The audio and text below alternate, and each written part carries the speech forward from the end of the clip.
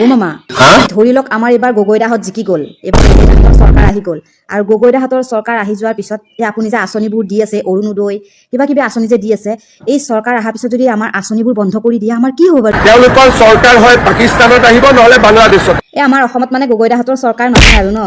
কিমান বছৰলৈকে নহ'ব বাৰু? অখিল গগৈ চৰকাৰ অসমত আৰু 500 বছৰ পিছতো নাহে, মোৰ পৰা লিখিল। অ বাইদেউ, যে হিমন্ত মামাই লুংগি পিন্ধা মানুহ বুলি যে কৈ থাকে, এই লুংগি মানে কিনো? লুঙিখনেৰে লজ্জা নিবাৰণ কৰে। অ আচ্ছা, লুংগি। আমাৰ যে মিয়া মানুহ বিলাকে পিন্ধে, আমাৰ মানে মুছলমান দাদাসকলে যে পিন্ধে, সেইখনক লুংগি বুলি কয় ন?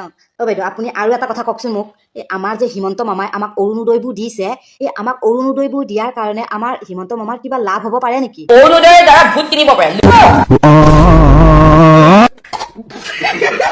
আমাৰ মানে মামা এইবোৰহে কৰি আছে। হিমন্ত মামাই যে এইবোৰ কাম যে কৰি থাকে, এই কামবোৰ কৰাৰ কাৰণে আমাৰ হিমন্ত মামাক নামটো কি দিব লাগিছিলে বাৰু? এতিয়া ক'বলৈ গ'লে মুখ্যমন্ত্ৰী হিমন্ত বিশ্ব শৰ্মা ডাঙৰীয়াৰ নামটো আচলতে বিষাক্ত শৰ্মা ৰাখিব লাগে।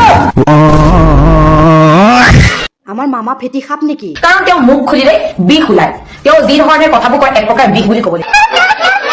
আমাৰ মামাই যে এনেধৰণৰ কথাবিলাক কৈ থাকে, এই কি খাব লাগিবনো এতিয়া? বিশ্ব শৰ্মা ডাঙৰীয়াক মই আগতে কৈছিলো ব্ৰেনলিয়া খাবলৈ, তেওঁ পাব। অ মামা, এই বাইদেউ গৰাকীয়ে আপোনাৰ কথা কি কৈ আছে শুনকচোন। মুখ্যমন্ত্ৰী হিমন্ত বিশ্ব শৰ্মা ডাঙৰীয়াক মই আগতে কৈছিলো ব্ৰেনলিয়া খাবলৈ, তেওঁ পাব। কথা কোৱা মানুহ অকমান মূৰ্খ মানুহ পৃথিৱীত। এতিয়া ক'বলৈ গ'লে মুখ্যমন্ত্ৰী হিমন্ত বিশ্ব শৰ্মা ডাঙৰীয়াৰ নামটো আচলতে বিষাক্ত শৰ্মা ৰাখিব লাগে। কাৰণ তেওঁ মুখ খুলিলে বিষ ওলায়। তেওঁ যি ধৰণে কথাবোৰ কয় এক প্ৰকাৰ বিষ বুলি ক'ব লাগিব। হে ভগৱান। অ মামা, এই আপোনাক দেখোন এই অখিলদাৰ লগত হাত মিলোৱা দেখিলো। কোনে? এই আপুনি আকৌ, আপোনাক দেখোন অখিলদাই বেয়াই পায়। মাৰি ঠেং ভাঙি দিম। সৌৱা ভিডিঅ'টো চাই লওক আকৌ, অখিলদাৰ লগত যে হাত মিলাই আছিলে। বিজেপিৰ এম এল এ কৰি দিব। অখিল গগৈ আৰু মই দুটা একেলগে বিজেপিত থাকিব নোৱাৰো, এতিয়া মোৰ ঘৰত দায় গৈছো। উত্তৰটো পালে আৰু কিবা বাকী থাকিল নেকি? নাই, ধন্যবাদ। অ মামা, আপুনি কিন্তু মানুহ মাৰি দিব দেই। কি হলো বাবা? আপোনাৰ কথা শুনি যোৱাকালি মই এই দৌৰিবলগীয়া হ'ল, মাৰ খালোহেঁতেন।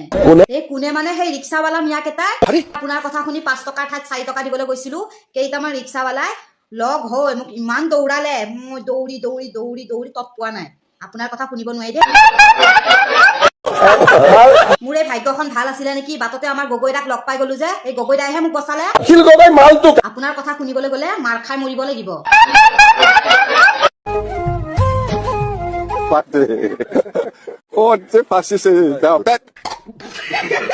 অ হাগ্ৰামা ছাৰ, এই আজিকালি আপুনি মদটো খায় নে নাখায়? মই মদ নাখায় আজিকালি। কিয় আকৌ এইটো নেখোৱা হ'ল? দাম বেছি পৰিছে। হয় হয়, দাম বিলাক বহুত বেছি বাঢ়ি গৈছে নহয়। পিছে এই দাম বিলাক কোনে বঢ়াইছেনো? হেমন্তহে জানে, মই কি জানে? মামা, আপুনি যে মাল বিলাকৰ ইমান দাম বঢ়াই দিছে কিয়? এয়া চাওকচোন, আমাৰ হাগ্ৰামা ছাৰে আপুনি দাম বঢ়াই দিয়াৰ কাৰণে মাল নাখায়। কোনে মানে আপুনিয়ে দাম বঢ়োৱাৰ কাৰণে এতিয়া মাল নাখায়। হৌৱা ভিডিঅ'টো নাখায় আজিকালি। এই মাল বিলাকৰ দাম বঢ়োৱা কাম বিলাক কোনে কৰি আছে? হেমন্তহে জানে। হাগ্ৰামা ছাৰে কি ক'লে শুনিলে এতিয়া? বাবা, মই মদ খুৱাই থকা মানুহৰ লগত কথা নাপাতো, যোৱাচোন প্লিজ।